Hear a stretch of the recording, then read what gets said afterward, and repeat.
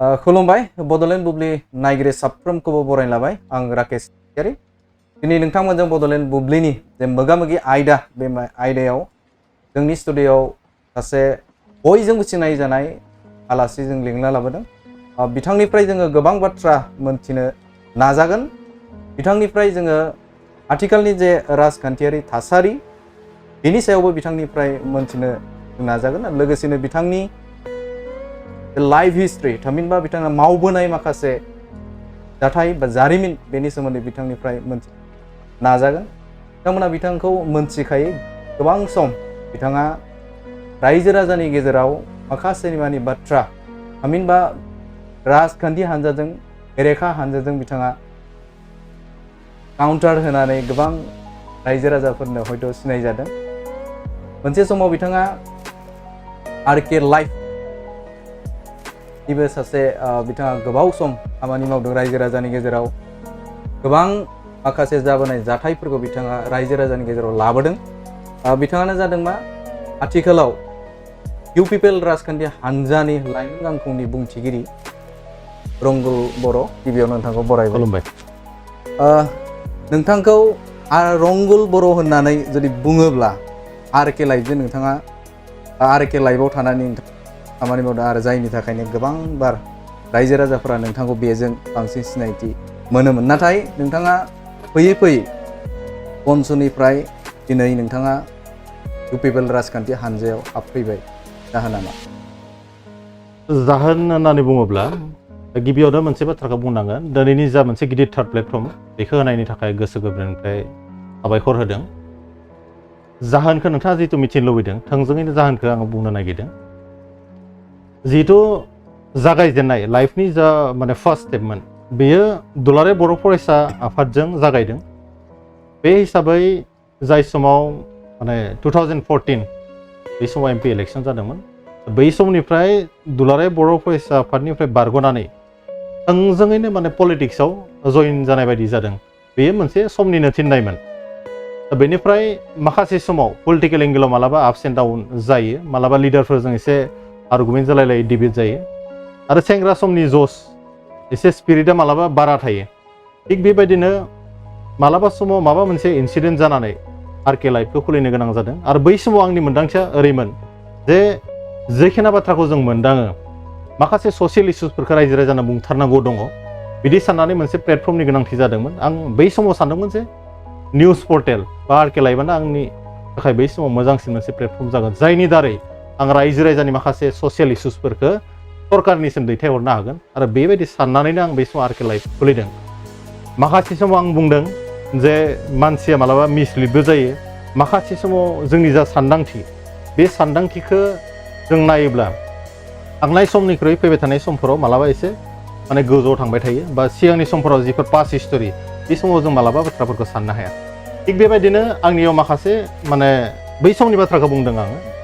किजानिबो आङो मिसकनसेपसन लिड जादोंमोन जानो हागौ बा आङो दिनै एडमिट खालामनांगोन माखासे बै समाव आं सानदांनो हायाखै जानो हागौ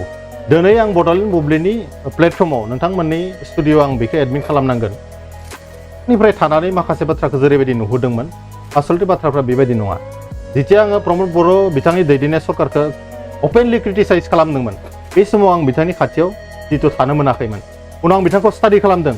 आसलथे बिथाङा माबायदि दैदेनगिरिमार बिथाङा जातिनि कमिटमेन्टफोरखौ लानानै जोंनि बर' जातीयताबाद बड' नेसनेलिज्मखौ लानानै बड'फानि सिमांखौ लानानै बेसेबांखिनि सिरियास बिथांनि खाथियाव फैनानै नुबाय बिथाङा थारैनो जोबोद सिरियासलि हारिनि थाखाय सान हर खामानि मावो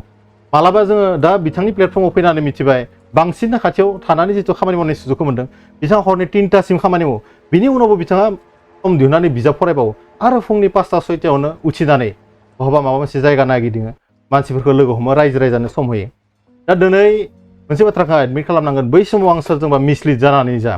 मायबा मोनसे सानदां हायैयाव आङो बन्सआव थांनो गोनां जादोंमोन खिन्थु दिनै आं इउ पिपिएलआव फैनायखौ आं गावखौनो प्राथिक खालामनाय बायदि मोनदों खारन आं बै समाव प्रमद बर'नि खाथिथाराव थानानै खामानि मावनो मोनाखैमोन दिनै जिहेतु बिथांखौ खाथियाव नुदों आं बिथांखौ बुजिनो हादों जे बिथाङा थारैनो सासे माने ग्रेट लिडार मिन्स बिथाङा भिजन दङ बिथांखौ जोङो भिजनारि लिडार होननानै नाथाय रायजो राजाफोरा नोंथांखौ गोबाङानो लुबैदोंमोन जे आरके लाइफआव थानानै बर'नि सासे बेनो बे सोंथि सोंनो हानाय मानसि बा सोरखौबा नोङो बुंनो हानाय काउन्टार खालामनो हानाय होननानै नोंथांखौ बुङोमोन अपेन प्लेटफर्माव जिहते मोनसे निउज चेनेल होननानै जुदि बुङोब्ला गासिबो रायजो राजाखौ थामहिनबा लिडारफोरखौ सोंथि खालामनो हायो कुइसन खालामनो हायो दा प्लेटफर्मा बिथांनि थाखाय मोजांमोन होननानै गोबां सुबुंफोरानो बुंदों आरो दुखुबो मोनदों जे गोबाङानो जे बिथाङा बन्चआव हाबबाय फैयै फैनानै दिनै नैबे बेलाव हाबबाय बै मोनसेखौ रायजो राजाया नोंथांखौ लुबैदोंमोन नैबे आरके लाइफ हाउसआव खामानि मावलांबाय थाथों बेयाव गोबां सुबुंफोरा नोंथांखौ हयथ' गोबाङानो थुलुंगाबो होनायखौ नुनो मोन्दोंमोन दा बे बिथिङाव नोंथाङा बै समाव बुंदों नोंथाङा जे सोरजोंबा नोंथाङा मिसलिड जादों नामा सोरजों जानायमोन नोंथाङा मिसलिड आं बे बाथ्राखौ बुंदों माखासे समाव माखासे मानसिया माखासे बाथ्राखौ सानदां हाया थिग बेबायदिनो आंनि लाइफआवबो जादोंमोन जानांगौ जायनि थाखाय आङो बै समाव माखासे बाथ्राखौ हमदां हायाखैमोन दिनैनि तारिखाव आङो UPPLनि मोनसे गेदेर थार्ड प्लेटफर्माव फैनानै प्रमद बर' बिथांनि खाथियाव थानानै बिथांखौ नुदों बिथांखौ एनालाइसिस खालामनो बिथांनि खामानि दामानिफोरखौ फल' खालामनो खाबु मोनदों बिथांखौ स्टाडि खालामनो खाबु मोनदों आरो बिथाङा जे सासे डेडिकेटेड लिडार बेखौ दिनैनि तारिखाव आङो उपलब्धि खालामदों आं बुंनो नागिराखै जे आरके लाइफआ मोजां प्लेटफर्म नङामोन खिन्थु आं जिहेतु ससियेल लाइफआव मोनसे अर्गेनाइजेसननि थ्रुजों फैनाय आं मालाबाबो बिदि प्रफेसनेल कर्स खालामफेराखै आं माखासे सेन्टिमेन्ट माखासे इमसननि बाथ्रा लानानै माखासे जातीयताबाद बड' नेसनेलिजमनि बाथ्राखौ लानानै बाथ्रा बुंबोदों गोबाङानो आंखौ जे मास मिडियानि कमिउनिकेसन बा बिदि मिडियानि माबाफोर प्रफेसनेल माबाफोर स्टाडि खालामबोदोंमोन नामा बिदि खालामबोफेराखै जोङो जिहेतु प्रमद बर' मानव गेदेर बिथांनि दैदेननायाव थार्ड फेजनि जा बड'लेण्ड मुभमेन्ट बिथांजों उनाव थानानै सापर्टिं मुडआव थानानै खामानि मावनो मोनबोदों आरो बे स्पिरिटखौ मालाबा समाव माने हमथा हायियाव माखासे बाथ्रा बुंफ्लांदों दा बै बुंफ्लांनायाव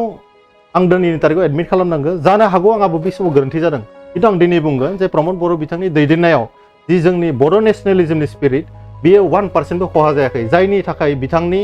जि दैदेननाय बिटिआर गभर्नमेन्ट आरो बिथांनि दैदेननाय जा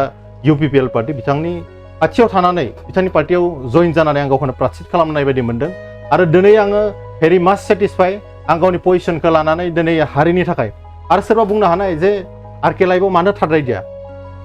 साफ्रोमबो मानसियानो खामानि मावनायनि आलदा आलदा स्टाइल थायो दिनै सोरबा निउज पर्टेलाव थानाय सोरबा रायजोआ लुबैब्लानो जे आं बेयावनो थाथारनांगौ बिदि नङा आं बबेयाव पारफेक्ट आं बहा थानानै खामानि मावनो लुबैयो पलिटिक्सआव थानानैबोथ' माखासे खामानि मावनो हायो आरो आल्टिमेटलि आं सानो दिनैनि तारिखाव जुदि सासे मानसिया डेभेलपमेन्टनि जुदि खामानि मावनांगौबा आरो माखासे इस्युसफोरानो सलुसन जायो मा पलिटिकेल प्लेटफर्मावसो जायो जाय रुलिं गभर्नमेन्टजों थानानै खामानि मावगोन बिथांमोननि थ्रुयैजोंसो माखासे प्रब्लेमखौ जों सल्भ खालामनो हायो सोरबा दिनैनि तारिखाव जेसेबांनो अर्गेनाइजेसन खालामथों मोनसे समाव खिन्थु आल्टिमेटलि बैयो राजखान्थियाव थांनो गोनां जानोबो हागौ 99% मानसियानो राजखान्थियाव थाङो सोरबा इन्टेलेक्सुयेल जाना थागोन सोरबा ससियेल वर्कार जाना थागोन बे खोब माने खम पार्सेन्ट नाथाय बांसिनानो जायफोर अर्गेनाइजेसन खालामदों बिथांमोना बुंनो हाया जे बिथांमोना पलिटिक्सआव थाङा होननानै आरो जुदि पार्टि सोलायनाय बाथ्राखौ बुङोब्ला डक्टर हिमन्त बिश्व शर्माया बै समाव एक्सपेल जादोंमोन आसामनिफ्राय बिथाङाबो नै कंग्रेसनिफ्राय फैनानै दिनै बिजेपिआव चिफ मिनिस्टार जाफैदों आं बेखौ बुंनो नागिराखै आं बिराद गिदिर हाबिलास दङ आं बुंनो नागिरदों आं माने जि प्लेटफर्माव फैनानै रायजो राजानि थाखाय खामानि मावनो हागोन होननानै आं सानदों बे प्लेटफर्माव फैदों आरो आं मोनसे बेखौ प्रासिडनि लामा हिसाबै लादों माखासे समाव आं बन्स' खालामबोदों आरके लाइफ खालामबोदों आरके लाइफ खालामनाया आंनि मोनसे एक्सपिरियेन्स आं बुंदों बै समाव बे मोनसे आंनि टार्निं पइन्टमोन लाइफनि जायनिफ्राय आं गोबां लिडारफोरखौ लोगो मोनदों खाथियाव गोबां लिडारफोरखौ क्रिटिसिजम खालामनो माने सुजुग मोनदों आरो बे बाथ्रायावनो फोरमान जायो जे हाग्रा माने 17 बोसोर माने सरकाराव रावबो माने क्रिटिसाइज खालामनो हायाखै खिन्थु प्रमद बर' बिथांखौ क्रिटिसाइज खालामनो हादों माने मा बेयाव फ्रिडम अफ स्पिच बेयो जादों आर्टिकल 19 जिफोरखौ होदों कनस्टिटिउसन अफ इन्डिया बेयो रोखा रोखा दिनै माने फालि जादों हाग्रामानि समाव रावखौबो राव माने समालोचना खालामनो हायामोन हाग्रामा महिलाखौ समालोचना खालामनाय माने बे गावनि जिबननि माने जोबथा फुल स्टपखौ होना लानाय बै समाव दिनै सोरबा जुदि प्रमद बर' समालोचना हादोंबा बा बै समाव आरके लाइफ खुलिनानै जुदि खालामनो हादोंबा बेयो जोंनि मोजांनि बाथ्रा मानो फ्रिडम अफ स्पिचआ बेयाव बेरखांदों बिटिसिआव जाय समाव मोनबो सिस्टेमानो गैयामोन हाग्रामाया जि गोसो प्रमद बर' बिथाङा सासे गान्धीबादि नेता बेराफारसेथिं जुदि जों नायोब्ला हाग्रामा महिलारिया एसे डिक्टेटरशिप टाइपनि बुंब्ला गाज्रि मोनगोन बिथाङा एसे मालाबा जों सानो रायजो राजा बिथांमोनाबो माने बुङो आं बिथांखौ थोंजोंनो बुंनो नागिराखै खिन्थु माखासेफ्रा बुंनो नागिरो बिथांनि जि 17 बोसोर सरकार बियो एसे हिटलारि माने सासन टाइपनि एसे फैदों नामा बेखौ मानसिफ्रा डाउट जायो आरो माखासे समाव कुइसन जादों दिनैनि तारिखाव नोंथांजों आंजों जे सावरायनो हादों बड'लेण्ड बुब्लिनि मोनसे गोथार स्टुडिअ'आव बर' रायजो राजानो जे जोंनि बाथ्राफोरखौ शेयार खालामनो हादों जोंनि थट्सफोरखौ एकमात्र कारनानो जादों गान्धीबादि दैदेनगिरि प्रमद बर' बिथांनि पिसखौ मोजां मोननाय नन भाइलेन्सखौ फल' खालामनो थाखाय जों सावरायनो हादों आरो बेखौनो मानसिफोरा माखासे समाव बुजि मोननो नागिरा माखौ चेन्ज जादों दिनैनि तारिखाव हरनि 9टा बाजियाव जों नोंथांजों इन्टारभिउ होनो क'क्राझार मोनसे माने केपिटेलाव फैनो हादों बे बेसेबांबा गिदिर बाथ्रा गोजाननि बाथ्रा बुङाखै दाख्लैबो मोनसे चेनेलाव बुंदों आङो जे बायाटा सारियालि मंगलदैनि मानसिफ्रानो बिटिसिआव हाबनो गियोमोन दिनैनि तारिखाव बड'लेण्ड इउनिभारसिटियाव नबेल पिस प्राइज मोननाय मानसिफोरा फैदों नलेजनि बाथ्रा सावरायदों बै समाव मा खालामदोंमोन हाग्रामा महिलार बिथाङा दैजिं फेस्टिभेल खालामनानै बेवहाय मा खालामदोंमोन बेखौ रायजोफ्रा नुदों एक्सिडेन्ट जाना थैदों माबा इलिगेल खामानिफोरा सोलिदों एन्टि ससियेल एक्टिभिटिसफोरा सोलिदों दिनै मा जादों बिटिसिआव बिटिआरआव दिनै आइएसपिएल जादों दुरान काप बायदि मोनसे पुरानासिन माने इन्टारनेसनेल गेमफोरा बेवहाय फैदों नलेज फेस्टिभेल जादों माखासे माने चेन्जेसफोरा बेफोरनो दिनै मानसिफ्रा हिउमेन रिसोर्स सोरजिनो थाखाय मोनसे सुजुग मोनदों दिनै सुपार 50 बायदि जायफोरा दुखिया एखेबारे थाखा फैसा गैथार बिथांमोना एन्ट्रेन्स होनानै सिभिल सार्भिसनि सिमां नुनो हादों बेफोर कम सालायनाय बै जौगाथायनि सायाव दसे उनाव जों सावरायगोन जिहेतु नोंथांनि पार्सनेल बाथ्रा माखासेखौ जोङो पार्सनेल माने जोंनि लाइफआ जितु रामचारि नोंथां जोंनि लाइफआ ससियेल लाइफ जितु बै समाव नोंथाङा खामानि मावबोनाय माखासे जारिमिन जिहेतु जों सावरायनो थाखाय बे समाव लादों दा बै मोनसे बाथ्राखौ बुंनांगोन पलिटिक्सआव फैनायनि उनाव सोरनिबा लाइफआ इन्डिभिजुअल जाया जोंनिया जितु ससियेल लाइफ जाबाय राजनितिकआव दा फैबाय नाथाय बेनि सिगाङाव नोंथाङा मा मावबोनाय माखासे बाथ्राखौ जों मोनथिग्रोगोन बेनि उनाव जोङो सरकाराव नोंथाङा दङ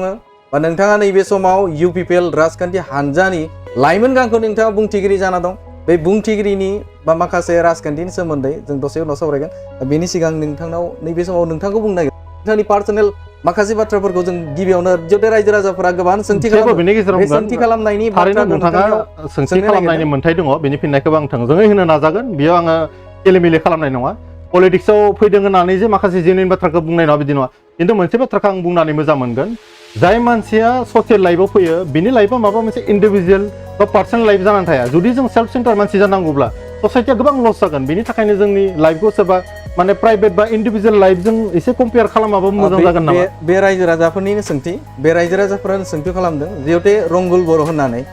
गोबाङानो बुङो जे राजखान्थिजों लोगोसे सोलाय सोल' होननानै बिथाङा बुङो गोबां जायगाफोराव नोंथाङा प्लेटफर्म सोलायग्रा होननानै नोंथांखौ बुङो गुस्लाय सुला होननानै नोंथांखौ बुंदों बे बिथिङाव नोंथाङा मा रायजो राजा बिथांमोना बुंनायनि मोन्थाय दङ आं बेखौ एडमिट खालामो खिन्थु आं नायबोदों मानसिया समजों लोगोसे सोलायनो हानांगौ थांनाय 17 बोसोराव बे बाथ्राखौ बुंथारनांगोन जितु बिथांमोना मोनसे समाव सासन खालामदोंमोन जुदि बे 17 बोसोरनि फर्मुलाखौ जुदि लाबाय थायोब्ला दा जितु चेन्जेस फैदों जोंनि गेजेराव बे फैनाय नङामोन मानसिया समजों लोगोसे गुस्लायनो हानांगोन मानसिया मोनसे समाव माने बै बान्दर मोख्रा बायदि थायोमोननो खिन्थु बेनिफ्राय फैनानै नोंथाङा दिनै कोट गानदों ब्लेजार गानदों दिनै मोनसे मोजां स्टुडिअ जोङो दङ बे खम माने सेन्स नङा मोनसे समाव मानसिफ्रा स्कुलाव थाङामोन मोनसे समाव माने हाग्रा बंग्रायाव थानानै माने जिब जुनारखौ माने सिकार खालामनानै हान्टिं खालामनानै जायोमोन अब्ला जों बेबायदि मोनसे थासारियावनो थाबाय थागोन नामा आंथ' बुङो आं जुदि प्लेटफर्म सोलायदोंबा आंनि थाखाय मोजां दिनै आङो बिपिएमनि सिंनि बाथ्राखौबो मिथिगौ बंस'नि बाथ्राखौबो मिथिगौ सोरबा आरके लाइभ बा निउस पर्टेला बोरै सोलियो आं बे बाथ्राखौ मिथिगौ थारमाने आं अलराउन्डार एक्सपिरियेन्स लाना फैदों बेनिखायनो आं बुंगोन सोरबा जुदि आंखौ थगायनो नागिरदोंबा अथ'सो इमान सहज जानाय नङा बेनिखायनो आङो माने खोब माने सेटिसफाइड आं बुंदों आं प्राक्टिस खालामदों दिनै इउपिपिएलआव फैनाया आसरित बाथ्रा दिनै इउपिपिएलआव फैनानै जेरैबायदि मोनसे फ्रिडम मोनदों दिनै जोंनि जा दैदेनगिरि राजु कुमार नार्जारि बिथाङा सासे गोख्रों दैदेनगिरि बिथाङा सासे सेंग्रा दैदेनगिरि जोंनि फिलिंसखौ बुजियो खिन्थु नोंथाङा नायनो हागोन जे बिपिएफफोर बायदियाव दिनै हाग्रामा महिलाया जि बुङो बेनो जायो देट मिन्स डिक्टेटरशिप बिथांनि माने मोनबो खामानि मावनो हाया जेराव नों फ्रिडम गैया इन्डिपेन्डेन्ट गैया बेयाव मा खामानि मावनो आं बेखौनो बुंदों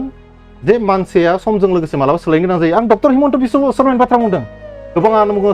सर्बानन्द सन'वाला जोबोद मोजां मानसि नाथाय बिथाङाबो जे प्लेटफर्म सोलायदों बे बाथ्राखौ खिन्थु गोबाङानो बावगारलाङो दिनै गिदिर गिदिर लिडारफोरखौ आं बुंगोन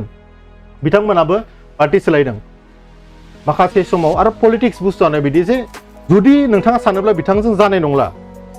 बिथांजोंसो जागोन बिथांजोंसो खामानिया पारफेक्ट जागोन अब्ला बिथांजों थांनानै मावनायाबो उसुबिदा जानाय नङा आं सानबाय मा जे थारैनो प्रमद बर' बिथांनि दैदेननायाव जोंनि गोदान जेनेरेसना जोंनि इयुथफोरा जोंनि आइजोफोरा जोंनि बर' माहारियारि बा जितु बर' नेसनेलिजमनि स्पिरिट बेयो माने गोख्रोङै दावगालांगोन आरो बिथाङा सासे भिजनारि लिडार बिथांखौ फल' खालामनाय गोनांथि दङ बे हिसाबैनो आं बिथांखौ माने फल' खालामनानै दिनैनि तारिखाव फैदों सोरबा बुंबानो जानाय नङा बे मोनसे पार्टियावनो जुदि थाबाय थायोब्ला बे मानसिनि अबस्थाया जुदि आङो बै समनि बाथ्राखौनो आं जुदि आरके लाइफखौनो सानबाय थानायबा गिजानबा नोंथांजों बे समाव आं जिरायनो मोननाय नङामोन आं माखासे मानसिखौ इन्टारभिउ लागौमोन दिनै आङो माने पावाराव थानानै माखासे रायजो राजानि समस्याखौ आं बुजिदों आरो बिथांमोननि प्रब्लेमखौ सल्भ खालामनो थाखाय दिनै जोङो सिमखौ रिकुवेस्ट खालामनो हादों बिथांनिसिम जों आपिल हरनो हादों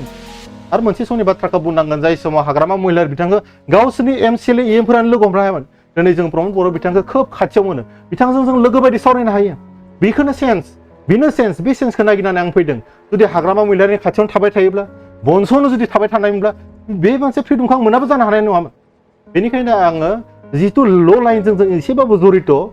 बे ल'नि जि माने एक्सारसाइज बेखौ जों खालामनांगोन आं दाख्लै बेनिखायनो मोनसे इन्टारभिउआव बुंदों जे जोङो थारैनो दिनैनि तारिखाव बर' मानसिफोरा जुदि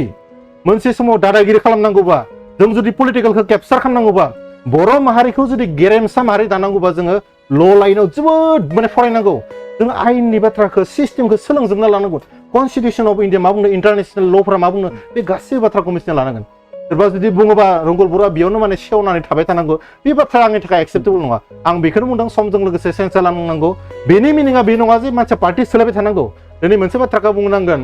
कास्टम बसुमतारी बिथाङा दिनै पार्टि सोलायदों मैया दाखालि एजिपिआव फैनानै दिनै बिथाङा बिपिएफआव फैदों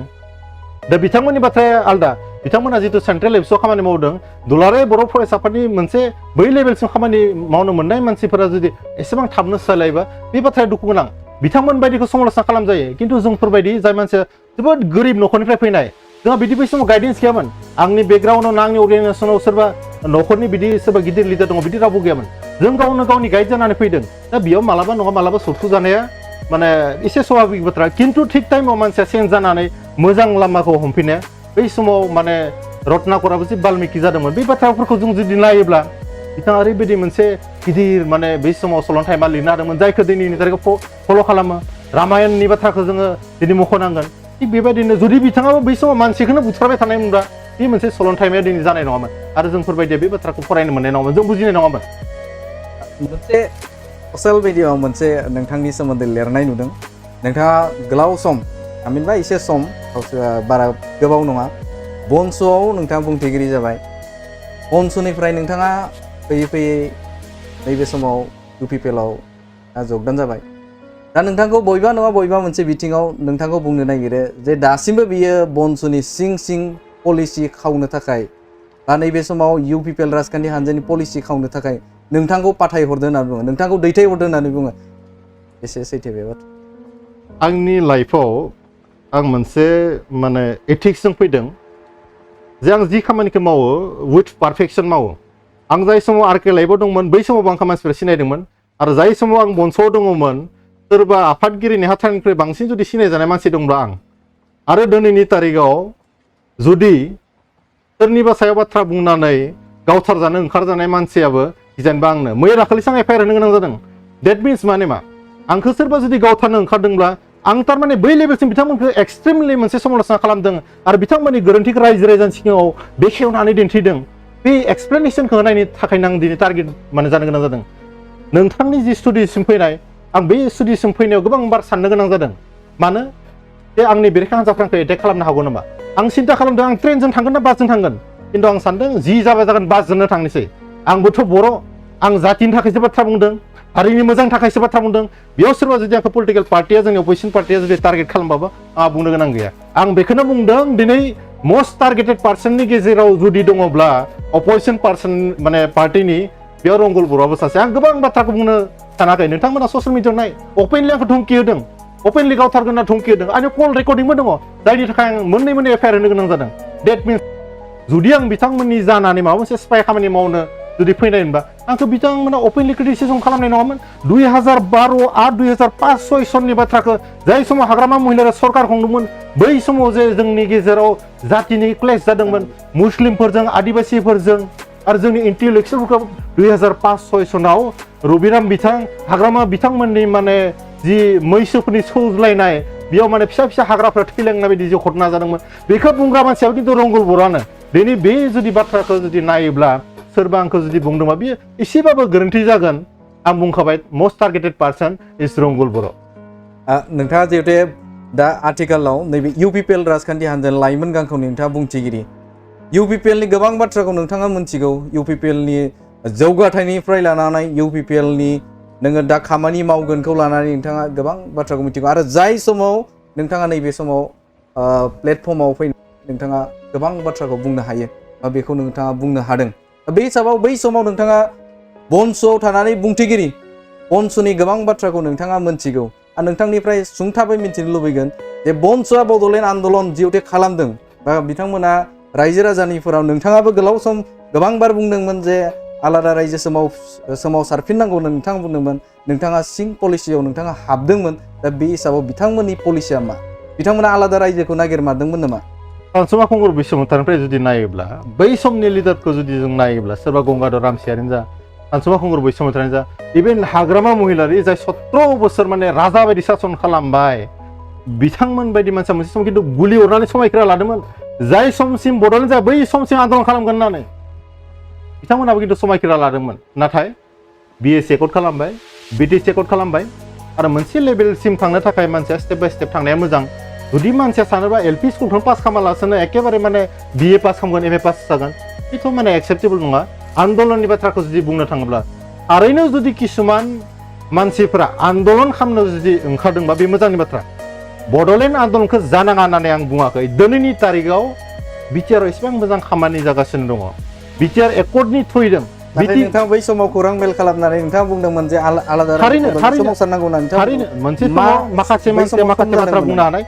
बै समाव आं माखासे बाथ्रा बुंदोंमोन आं बेखौ एडमिट खालामदों आं बुङाखै ना बुङाखै आं अपेनलि बर' रायजो राजानि सिगाङाव बुंदों आं बै समाव माखासे बाथ्रा बुंदोंमोन आन्दलन खालामनायनि बाथ्रा बुंदोंमोन आन्दलना खिन्थु राजा लामायाव ओंखारनायल' आन्दलन जाया जों सोलोंथाइनि गेजेरजोंबो आन्दलन लाबोनो हायो टटेल रिभलिउसननि बाथ्रा जों दिनै मिडियानि गेजेरजोंबो मोनसे आन्दलन लाबोनो हायो आरो पलिटिकेल जि आन्दलन दिनै हाग्रामा महिलारिनि जि सासनखौ जुदि जों नायोबा 17 बोसोराव बिथाङा जेरैबायदि खालामबाय जुदि जोङो बै समाव जों सासे मोजां सासनगिरि थानायमोनब्ला मोजां जुदि सिप थानायमोनब्ला जोंनि बर'फोरनि अबस्थाया बेसिम फैनाय नङामोन बेनि थाखायनो दिनैनि तारिखाव बड'लेण्ड आन्दलनखौ खालामनाङा होनना बुङाखै खिन्थु जायफोरा बड'लेण्ड आन्दलन खालामदों बिथांमोना थारैनो खालाममारदोंमोन नामा बा थारैनो बिथांमोना बड'लेण्ड आन्दलन खालामनो गोसो दंमारना गैया बा बिथांमोना सोरखौबा माने प्रजेक्ट खालामनो थाखाय सोरखौबा माने सिप खालामनो थाखाय आन्दलन खालामदों नामा बर' जातिनि जि इमसनखौ लानानै सोरबा गेलेदों नामा जुदि सासे मानसिया दिनै 20-25 लाख बर' मानसिफोरखौ मिसलिड खालामोबा मोनसे समावथ' जाबाद जानांगोन आं सानदों आंनि पार्सनेल भिउ आं इउपिपिएल हिसाबै बुङाखै आं रंगल बर' हिसाबै बुंदों जे आं सानदोंमोन बे समाव आं दिनै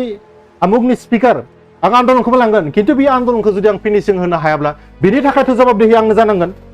बै समाव आं माबायदि एन्सार होगोन बर' रायजो राजायाथ' जोंनो ओंखारोब्ला मा जागोन मोनसे बाथ्राखौ आं बोनानै लाबोनो नागिरदों खिन्थु बर' जातियाव लिडार होननायखौ थाबनो एक्सेप्ट खालामा आंनि बाथ्राखौ दोनथ'बाय सोरबा दिनै कास्टम बसुमतारियानो जा सोरबा बिक्रम दैमारियानो जा सोरबा लम्फ जम्फ खालामनाय खोथाखौ बर' रायजो राजाया गनायगोन बिदि नङा आंनि बाथ्राखौबो गनायजोबगोन आं बेखौ बुङाखै गनायजोबनांगौ बेखौ बुङाखै बर' जातिया मोनसे ट्रेन्ड सोलिबोदों गोलाव सम आन्दलन खालामनायनि गेजेरजों बर' जातिया लिडारखौ सिनायनो रोंबोदों थारमाने सोरबा दिनै माबा मोनसे आन्दलन खालामगोन होनबानो जे ज' ओंखारबोगोन बिदि नङा दिनै सोरबा प्रेसिडेन्ट जानानै दं माबा मोनसे अर्गानाइजेसननि बिथांनि ससियेल एक्सेप्टेन्सआ बेसेबां बिथाङा जे बड'लेण्ड आन्दलन खालामदों बिथांजों खैजोन मानसिया ओंखारदों दिनैनि तारिखाव दिनै कास्टमा जे गिदिर जाति दानायनि बाथ्रा बुंनानै पलिटिक्सआव फैदों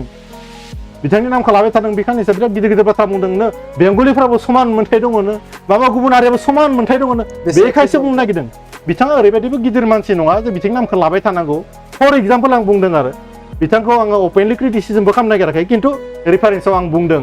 जे दिनैनि तारिखाव बर' रायजो राजाया सिनायनाय जाबाय अथ'स आं बुंना लादों आंखौबो जे बर' रायजो राजाया 100% एक्सेप्ट खालामगोन बिदि नङा खिन्थु एक्सेप्ट खालामजानाय जुदि खामानि मावोबा रायजो राजा मोनसे समाव आंखौबो कनसिडार होनो हानाय आंहा फोथायनाय दङ दिनै जुदि आङो गोसो गोरबोजों आंनि खालामदोंबा एडमिट खालामदोंबा मोनसे समाव गिजानो बर' रायजो राजाखौ निमाहा होगोनलाय जे थिगैनो दं मोनसे समाव माबा मोनसे खारनाव गोरोन्थि खामानि मावबाय दिनैनि तारिखाव मोजां मोनसे प्लेटफर्माव फैनानै बर' रायजो राजानि खामानि मावगासिनो दङ खिन्थु बिएसए बिटिसि एकर्ड जानायनि उनावबो बर' रायजो राजाया नेदोंमोन जे बिटिसि एकर्डआ मोजां इमप्लिमेन्ट जाथों होननानै सोरबा बुंनो नागिरो बिटिसि एकर्डआ 100% इमप्लिमेन्ट जादों होननानै जायाखै कार्बि आंलंनि बर'फ्रा बहा एसटि जाखो जायाखै सिमा बारायनाय बाथ्रा बुंदों बिथांमोना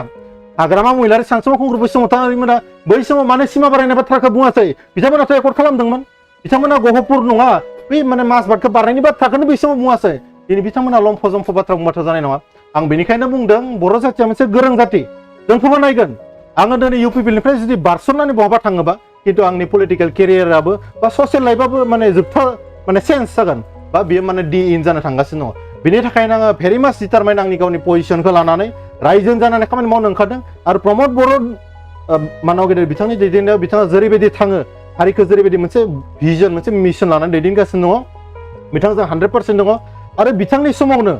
आं बुंनो नागिरदों बर' रायजो राजा आरो जायफोरा माने फरायगासिनो दङ बिथांनि समावनो बिथाङा जिहेतु इडुकेसन डिपार्टमेन्टखौ लानानै दङ बिथाङा जिहेतु क्वालिटि इडुकेसननि सायाव जोबोद माने गोसो होनानै खामानि मावदों आरो बिथांमोननि समावनो बै समाव मिशन क्वालिटि इडुकेसनखौ फोसावदों आरो दिनै स्कुल एडप्सननि प्रग्रामफोरा बिथांनि समाव जादों आरो माखासे स्कुल नोंथांमोना नुनो थांगासिनो दङ जोंनि बिटिआरआव माखासे स्कुलफोरा थाउजेन्डस अफ स्कुलफोरा माने ओरैबायदि मोजां इनफ्रास्ट्राक्चार जानो थांगासिनो दङ बे इनफ्रास्ट्राक्चारनि गेजेरजों जोंनि मानसिफ्रा फरायनाय मोनसे परिबेस मोनगोन आं सुपार 15 बाथ्राखौ दहायनो बुंबाय दा मोनसे बाथ्राखौ आं बेजोंनो सजाबनो नागिरदों मान गोनां प्रमद बर' बिथांनि दैदेननायावनो जोंनि सेंग्रा सिख्लाफोरा ज' फरायना लानांगौ हाग्रामा महिलानि समावथ' फरायनो खाबु मोनाखै दा बे एडभान्टेजखौ लानांगौ आं खावलायदों आङो प्रमद बर' बिथांजों थाफानायब्लाबो आङो रायजो राजानि जानानै खावलायदों जे प्रमद बर' मानाव गेदेर बिथांनि दैदेननायावनो जों फरायनाय स्कपखौ ओरैबायदि लानांगौ सान हर फरायनांगौ आरो बिथांनि समाव जों मोजां मोजां इनस्टिटिउसनाव एडमिसन लानांगौ आङो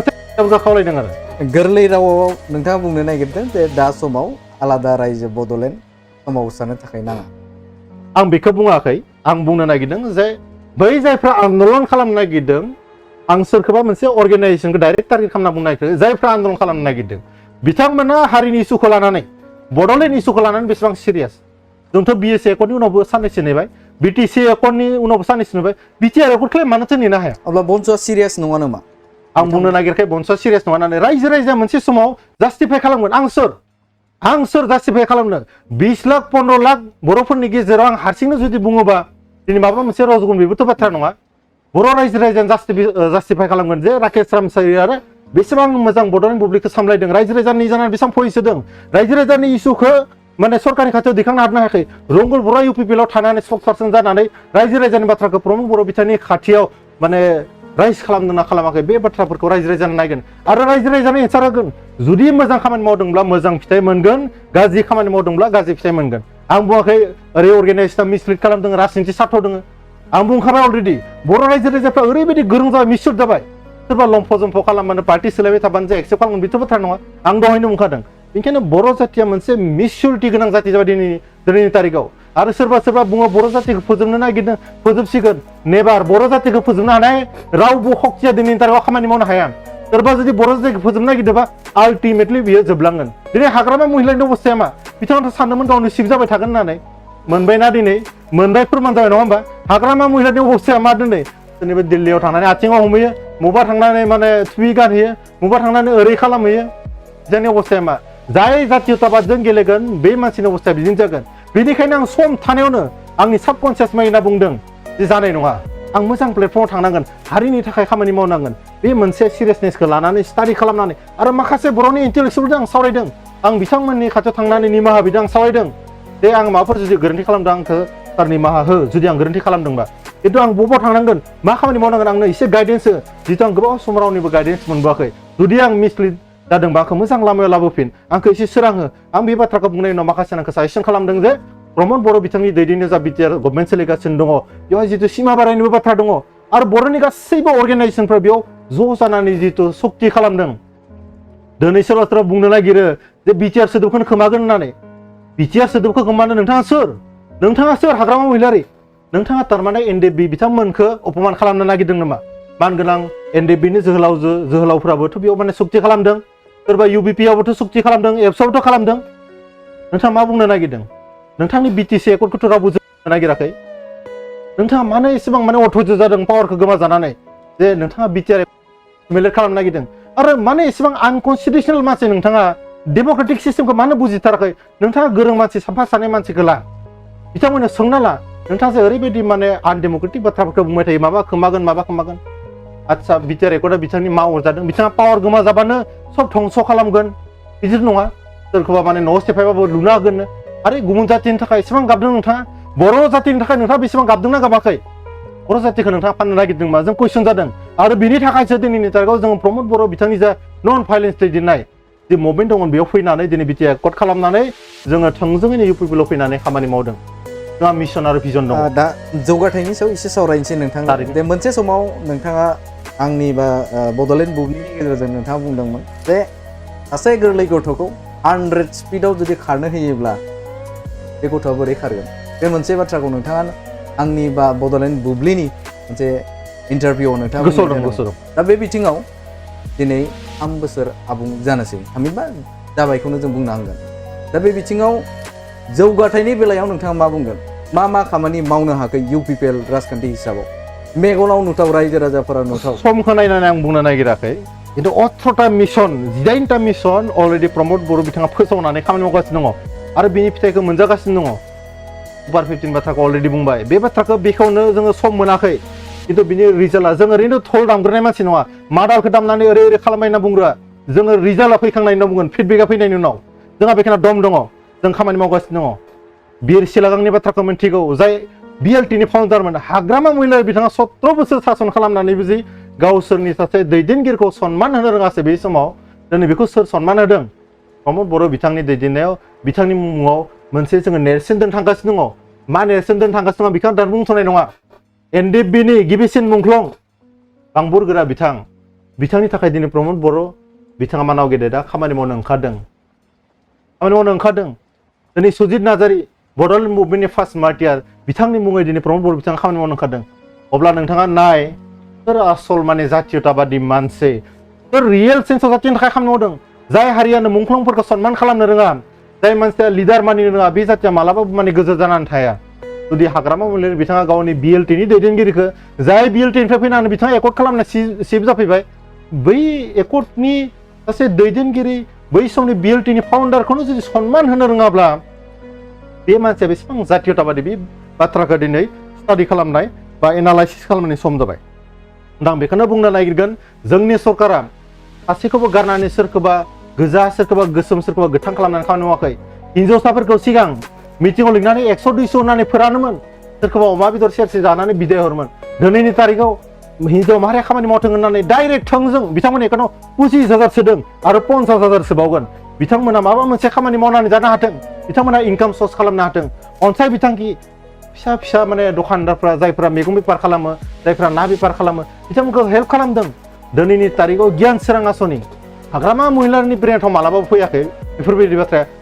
अफ्रोमबा दाबि धमखि होनाय बै समाव सोरखौबा सिगिनाय गावनि एगेन्स्टआव बाथ्रा बुंबाथाय नागिरहैनाय बेफोरबायदि बाथ्राखौसो जों जादोंमोन होनना खोनायो खिन्थु दिनैनि तारिखआव जायफोरा जोबोद गोरिब गथ' बिथांमोना थोंजोङै 5,000 फैसा मोनदों 5,000 फैसा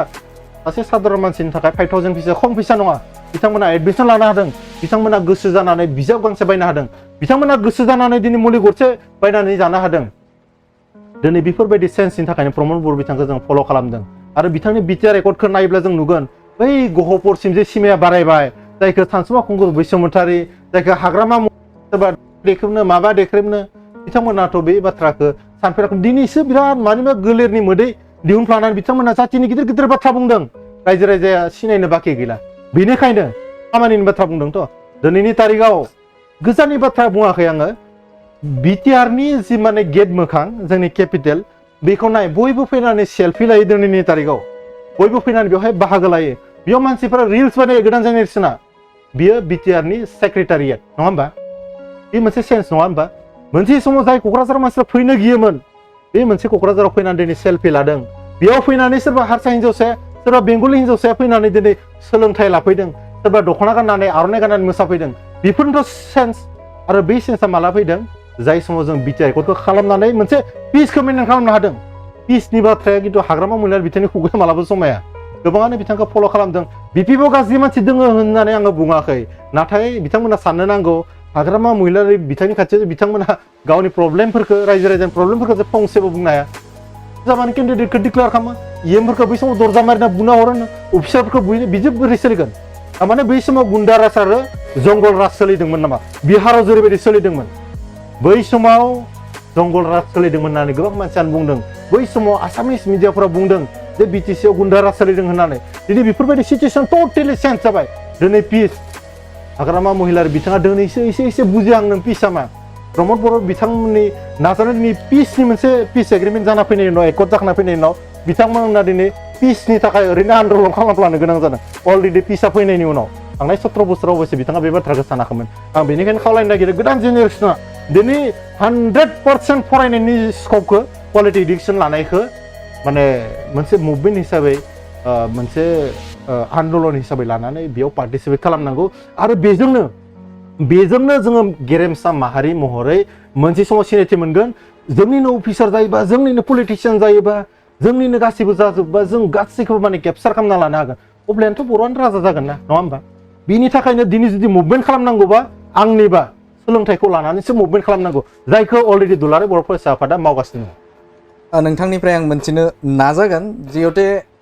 हाग्रामा महिलारिया फंसे बाथ्रा जुदि बुङोब्ला UPPL राजखान्थि हानजानि गोबां दैदेनगिरिफोरानो गोबां बाथ्रा रिएक्सन होयो, नाथाय हाग्रामा महिलारिया UPPL नि सोरबा सासे दैदेनगिरिया बुंदोंबा गुरुत्व होआ। दा बे बिथिङाव जोबोद मानि थाखाय गुरुत्व होजायाखै नामा? UPPL हाग्रामा महिलारिजों गुरुत्व होजायाखै नामा? मानसियाथ' खोथा बुंनायनि थं थानांगौना। हाग्रामा महिलारि बिथाङा मा बुङो? आं बेखौ सिनाया माबाया होनना बुङो। सासे मानसिखौ ओरैबायदि माने डिसक्रिमिनेट खालामनो मोना। बिथाङाबो सासे बर'नि फिसा, बिथाङा गोरिब जानो हानाय, बिथाङाबोथ' सासे बर'नि फिसा, बिथाङा MA पास खालामना फैदों, MASW पास खालामना फैदों, बिथाङा सोरखौ सिनाय मोना होनना बुंनो नागिरदों? बेफोरबायदि सासे लिडारा मोनसे समाव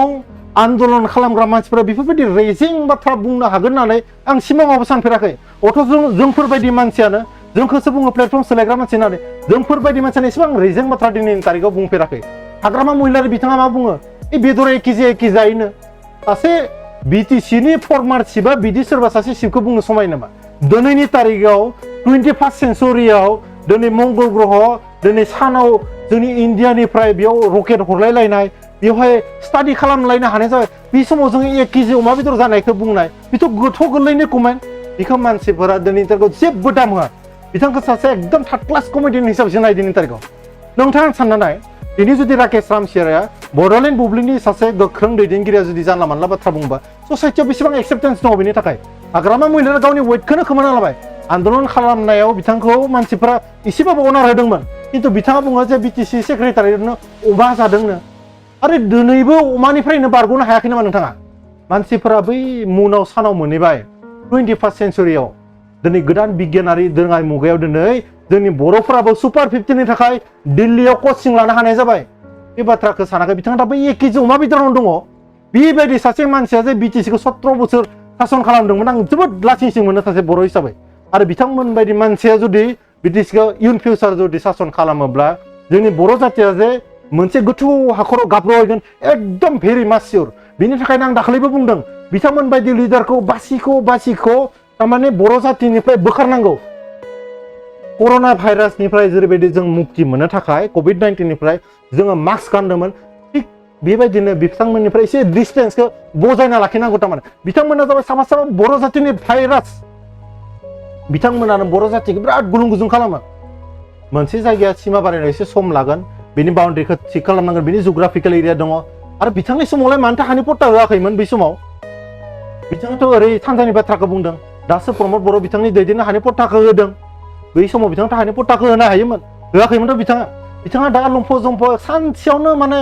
बिदै दैजानो लुगैबा बोरै जानो? एसेबां रेजें गोसोनि जे मानसिया 17 बोसोर बर'फोरखौ सासन खालामबाय, बेनो जोंनि दुखुनांथावनासिन जारिमिन। आरो बे जारिमिनखौ जेसे हायो जोङो डिलिट खालामनांगौ। बर' जातिनिफ्राय बेखौ डिलिट खालामनांगौ, बेखौ एसिमिलेट खालामनांगौ। दायो जों गोदान जेनेरेसना मोनसे मोजां जारिमिन लिरनो थांगासिनो दङ। प्रमद बर' दैदेननाय जि BTR गभर्नमेन्ट, ओरैबायदि मोजां इनस्टिटिउसन दङ BTR एकर्डआव, मानसिफोरा मोजां स्टाडि खालाम।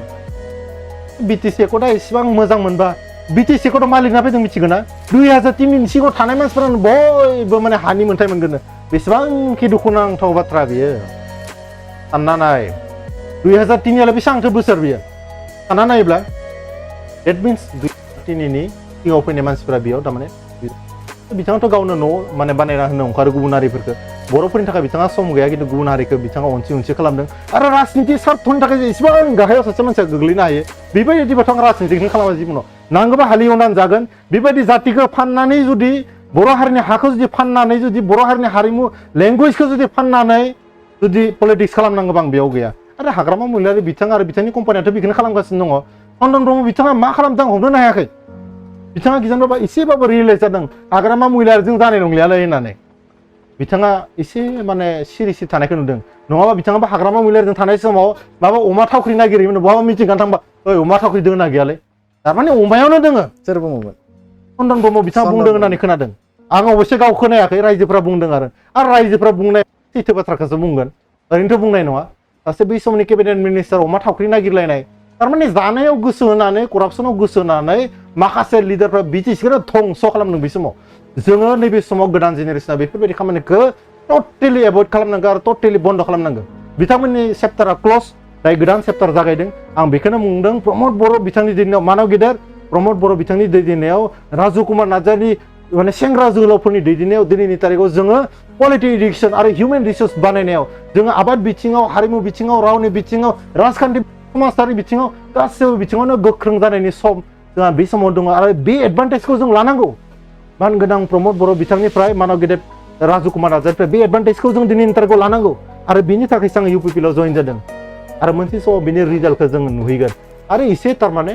गोथाव माने माबा मोनसे जानो थाखाय मोनसे जोबोद सुइटेबल जानो थाखाय एसे सम नांगोन रायजो राजाया एसे धैर्य हम नोंथांमोनाबो एसे धैर्य हम रायजो राजानि इसुखौ माने दैखांलांबाय था बुंनो गोनां गैया आरो आसलते रामसियारि नोंथां मोनसे बाथ्राखौ आं बुंनो नागिरदों अपोजिशना जेसेबां स्ट्रं जानांगौ जायाखै थारमाने जोंबो गल होनानै मोजां नाङाखै जुदि फुटबल खेलायाव गलकिपारानो जुदि थायाबा मोजां नाङा थारमाने हाग्रामा महिलारिया सोरखौबा हायोबा बायना लांनांगो मोजां मोजां लिडारखौ बिथाङा गावनि अपोजिशनाव बाथ्रा बुंनो नांगो देरहासार बसुमतारी बायदि मानसि जाय बिटिसिनि सेक्रेटारियाव एसामिस भाषा लिरनांगौ होनना बुङो बेफोरबायदि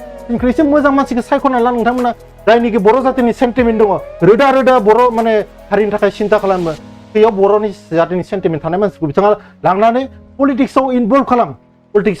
खालामनानै एसे अपोजिशनखौ स्ट्रं खालाम आंथ' बुंदों बेनिखायनो एखेबारे बिपिए एबा अपोजिशन थानाया गैयिनि खमान जादों थारमाने बिथांमोना जोंखौ गभर्नमेन्टआव थानाय हिसाबै जेरैबायदि क्रिटिसिजम खालामनांगोन एखेबारे हायाखै आं बुंदों ना गल खुन्थायाव जुदि माने किपारानो गैयाबा गलकिपारा गल होनानै जानो हायाखै थारमाने जों आरो 200तासो गल बावनो हागोन बिथांमोनखौ होथ'वाखै जों इलेक्सन फैदों नैबे खनसेयाव एमपि इलेक्सन आरो काउन्सिल इलेक्सनाव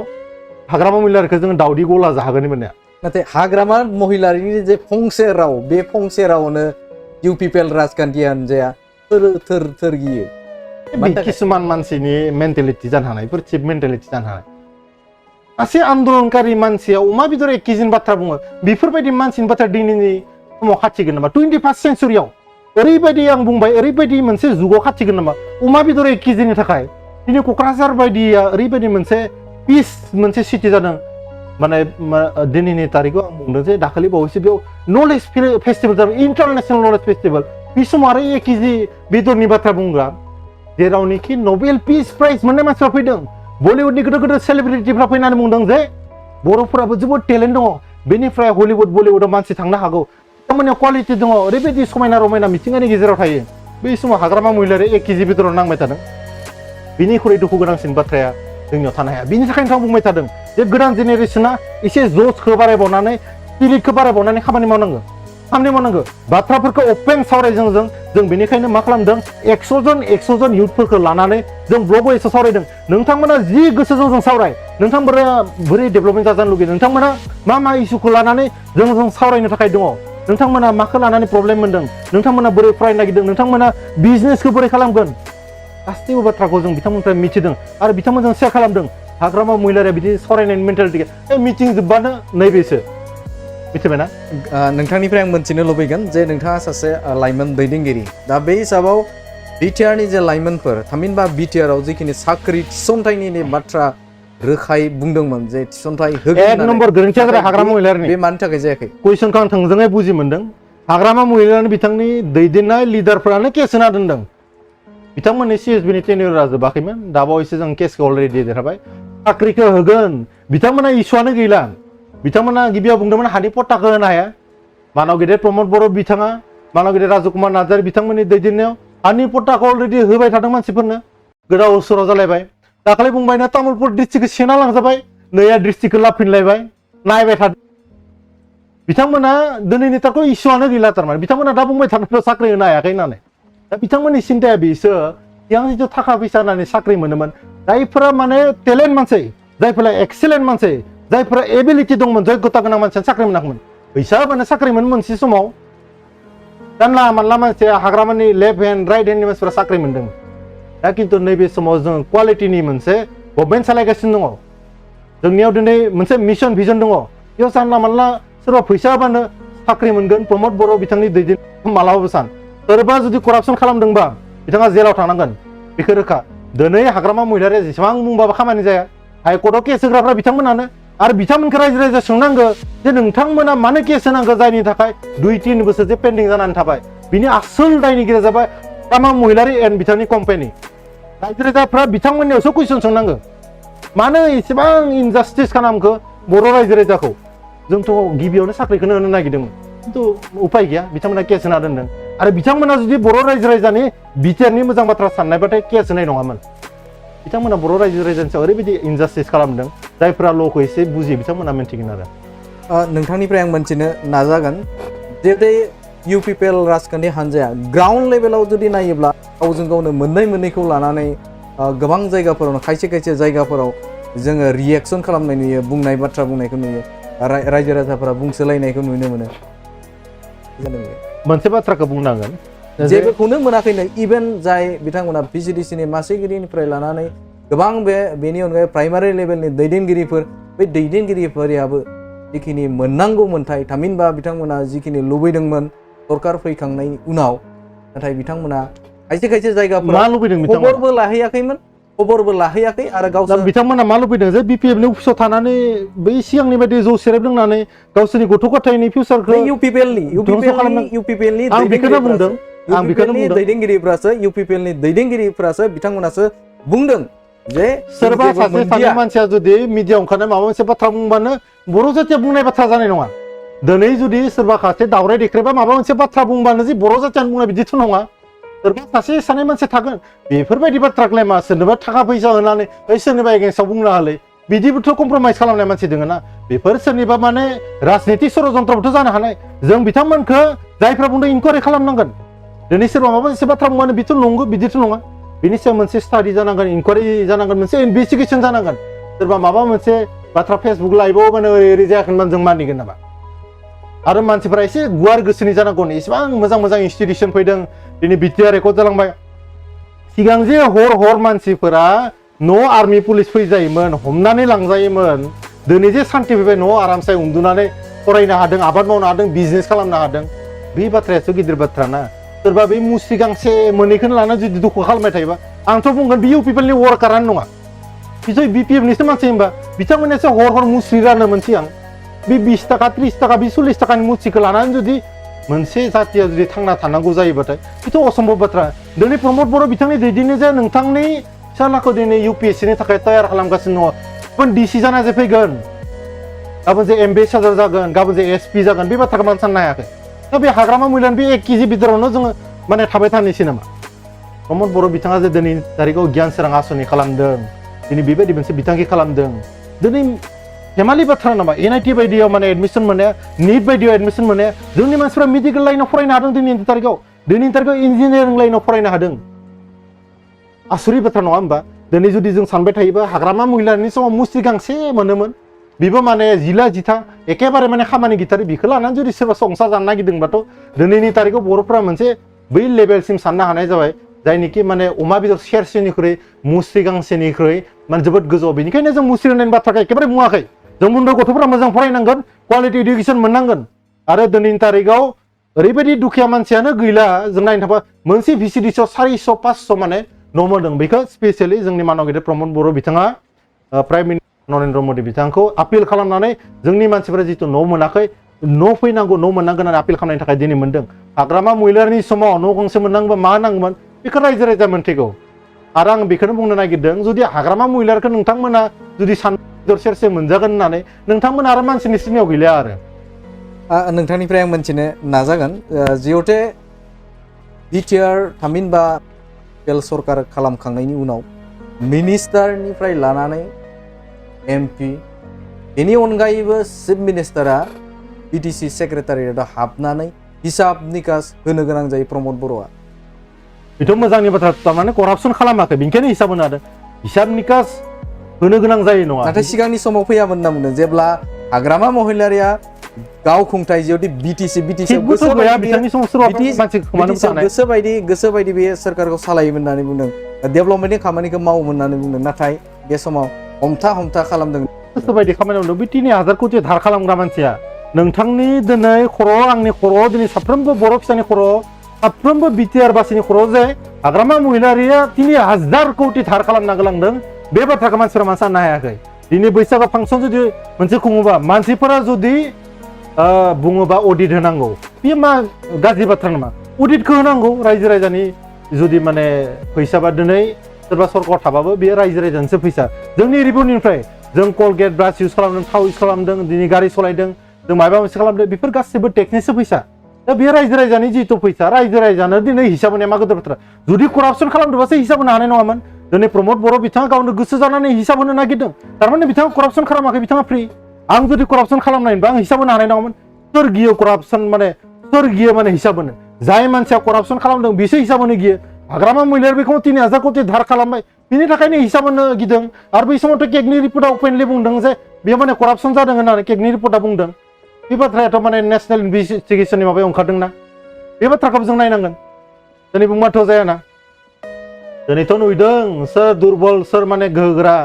बे हाग्रामा महिलारिया सोरबा साधुनि खाथियाव थांनानै बे आथिं हमना खुलुमहैनो माने पावारफुल जाखो ना दिनै बिटिआर सुक्ति खालामनानै दिनै मोजां मोजां इनस्टिटिउसन जोंनियाव जे सबसे गिदिर बुस्थु खान्थिखौ जे लाबोबाय बे बाथ्राखौ रावबो हायाखैमोन दिनै तारिखाव सासे गान्धी बादि नेता दिनै सासे बिमाया सासे बिफाया मोनथिगोन जाय गावनि फिसालाखौ खोमाना लानो गोनां जादों गावनि फिसाजोखौ अबथिराय जिनाहारि जानायखौ गाव नुदों बै समाव जाय समाव आन्दलन खालामदों बै समाव माखासे जाथावथारि माने इनसिडेन्टफ्रा जालांदों दिनै प्रमद बर'नि जि आन्दलन बिथांनि जि दैदेननाय आन्दलन बेयाव खिन्थु मानसि थैयाखै जिनाहारि जायाखै डेट मिन्स मा बिथांनि समाव जोंनि मानसिफ्रा भिक्टिमाइज जानो गोनां जायाखै खिन्थु सिगांनि आन्दलनफोराव जोंनि मानसिफ्रा भिक्टिमाइज जानो गोनां जादों सासे गावनि असे अनजालु गथ'खौ खोमाना लानाय बे दुखुआ मालाबा बिफानियाव जोबनाय नङा बे बाथ्राखौ सोर बुजिगोन प्रमद बर' बिथाङासो माने बुजिगोन दिनै हाग्रामा महिलारिया आं दिनै बिपिएफनि वर्कार बिथांमोनखौ क्लियारनो बुंनो नागिरदों हाग्रामा महिलारि बे समाव बिपिएफ पार्टि सलायाखै बिथाङा दिनै सिबिआइ इनकुवारि जानो गिनानै एनआइएनि इनकुवारि जानो गिनानै गाव बासायनो थाखायसो एसे लम्फ जम्फ मानसिखौ थिखांबाय थादों जुदि बिथांनि उनाव मानसि गैयाबा गाबोन एनआइए इनभेस्टिगेसन खालामनानै सोरखौबानो माबा माबि खालामनानै हमनोबोथ' हानाय बिथांनि जे करापसन खालामनाय बेखौ फाइलखौ बेखेवनोबोथ' हानाय जोंबो माखासे बाथ्राखौ साननानै बर' हिसाबैसो दोनबाय थादों बा गोदाव सोराव खालामबाय थायोबा बिथांखौबो दिनैनि तारिखाव जेलनि ओंखाम जानाया गिदिर बाथ्रा नङा दिनैनि तारिखाव इन्डियायाव गिदिर गिदिर पलिटिसियान मोनसे समाव सुशील कुमार शिंदे हम मिनिस्टारमोन बिथाङा कंग्रेस गभर्नमेन्टनि बिथाङाबो जेलाव थांनो गोनां जादों लालु प्रसाद जादब जाय सेन्ट्रेल मिनिस्टारमोन चिफ मिनिस्टारमोन बियारनो बिथांमोन बायदि मानसियाबो जेल जानो गोनां जादों मोनसे समाव करापसन खालामनायनि थाखाय हाग्रामा महिलारियालाय माथो मा दंफांनि बिलाइ नङा होमबा बिथाङाबो जुदि करापसन खालामदोंबा डेफिनेटलि आरो अपेनलि नुदों 3000 कोटिनि धाराथ' जों बयनिबो थाबाय दा बेखौनो जुदि सोरबा बुंनो नागिरोबा आं बेनि गेजेरजों मोनसे बाथ्राखौ खावलायनो नागिरदों दा आइटि सेला बिथांनि थाखाय सान हर लिरदों बिथांमोनाबो जुदि एसे मेन्टेलिटि दङबा एसे सानना नायनाया मोजां सोरनिबा जानानै नंखायखौनो नंगौद्राय खालामबाबो गावनि बिबेगा थारमाने बेखौ निमाहा होआलै आत्मदंखन जे होनना बुङोना आसामिसफोरा बे गावनियाव मोनसे सौदावनाय फैबाय थायो थारमाने बे बिथांमोन बायदि मानसियानो स्लिपिं टेब्लेट जानानै उन्दुनो गोनां जायो आरो हाग्रामा महिलारि बिथांखौ बै समाव लोगो हमनाया भैया सिलीगुड़ी में वो मीटिंग करता था वहां पर लोगों को मिलता था अभी तो प्रमोद बोरो जी को यहाँ पर आप लोग बात कर सकते हैं ना ये तो सेंस है ना नोंथांनिफ्राय आं मोनथिनो नाजागोन जिहेतु नोंथाङा बावैसो सिगाङाव थामहिनबा गोबाव समाव नोंथाङा मोननै मोनथामसो चेनेलफोराव समाजारि बिजोंफोराव नोंथाङा बुंदोंमोन ठिकादार बिक्रम दैमारिनि बाथ्रा नोंथाङा जिहेतु बुंदोंमोन बेवहाय नोंथाङा चेलेन्ज खालामदोंमोन नोंथाङा बिदि अपेन डिबेट खालामनांगौ होननानै नोङो चेलेन्ज खालामदोंमोन नाथाय नोंथांखौ गुरुत्व होआखै आं एसे नोंथाङा दाबो बिथांखौ लिंहरो नामा हांख्रायनो नामा आं चेलेन्ज बिथांखौ खालामदों आरो बे चेलेन्जआ थागोन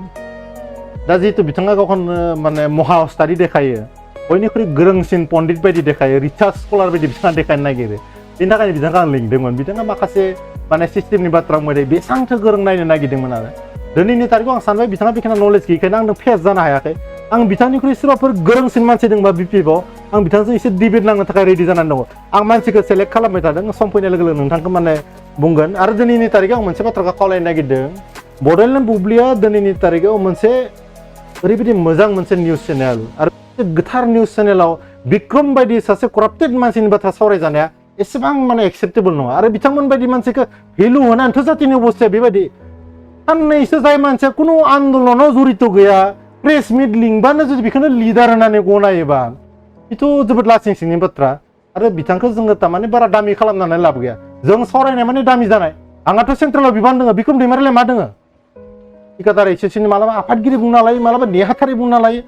बिथांमोननि बडिनि स्ट्राक्चारखौनो जों नुवाखै बे नोंथाङा बुंदों जे ठिकादारनि मालाबा आफादगिरि नेहाथारि गमामायैनो बे नोंथांनि बायदिब्ला बे गाहाय नेहाथारि नंगौना नङा?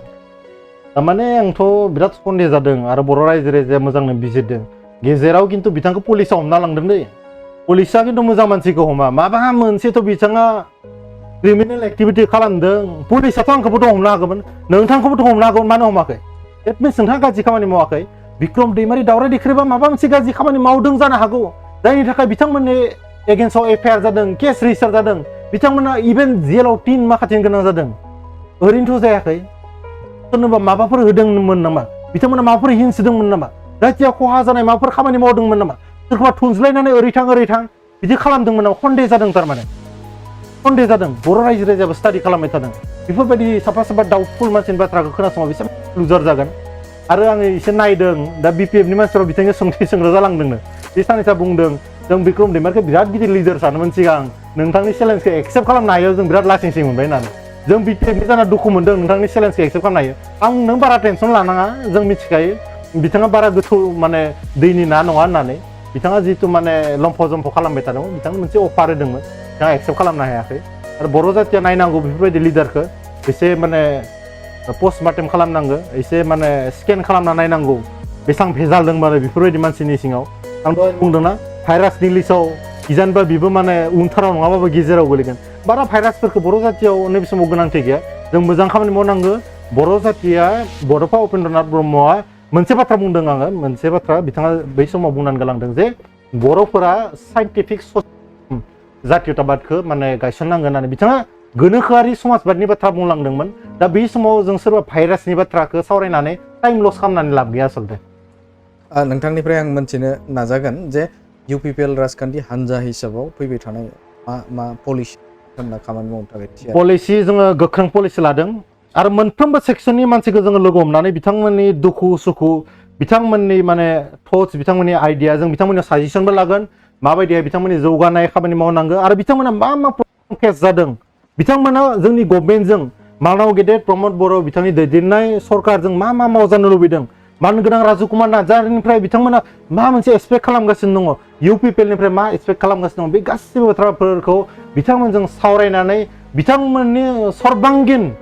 माने मोनफ्रोमबो लेभेलनि जौगानायनि थाखाय जों खामानि मावनो जों समायखिरा लादों आरो बिथांमोननि मोनफ्रोमबो सुखु दुखुआव जों दङ इउपिपिएल हिसाबै दङ मानसि हिसाबै दङ आरो बिथांमोननि मोनफ्रोमबो बाथ्राखौ जों शेयार खालामनो हागोन बिथांमोननि सुखुआवल'सो नङा जों दुखुआव बिथांमोनजों दङ आं बे खोथाखौ होदों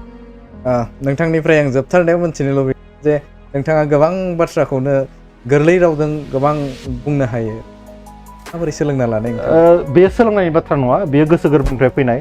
जि बाथ्राखौ बुङो आं स्पष्ट बाथ्राखौ बुङो दिनैनि तारिखाव बड'लेण्ड बुब्लिया रायजो राजानि थाखाय मोजां खामानि मावदों आरो ओरैबायदि स्ट्रागल खालामनानै बे पजिशनसिम मोनफैदों गोबाङानो नोंथांमोनखौ समालोचना खालामनो हानाय मायबा बुंनो हानाय खिन्थु दिनैनि तारिखाव नोंथांमोनासो मोनथिगौ जे एसेबां खस्थ' खालामनानै नैबे मोनसे पजिशनसिम फैदों जाय समाव बर'नि खुनु मिडियानि हावा गैया जोंनि बाथ्राफोरखौ जोङो बुंनो हाया बै समाव जोंखौ गुबुन मिडियाफोरा समालोचना खालामो जोंखौ बै समाव बुङो बर' जातिया अग्रगति होननानै बेफोरबायदि बाथ्राखौ जे नोंथांमोना दिनै दानगारनो हादों जातिखौ जे बासायनो हादों मिडिया दिहुननानै दिनै जोंनि बाथ्राफोरखौ रायजोनि बाथ्राफोरखौ जे बुंनायनि मोनसे प्लेटफर्म होनो हादों बेसेबांबा गिदिर बाथ्रा बेनिखायनो आं बुंनो नागिरदों दिनैनि जि मोनसे सेन्स बे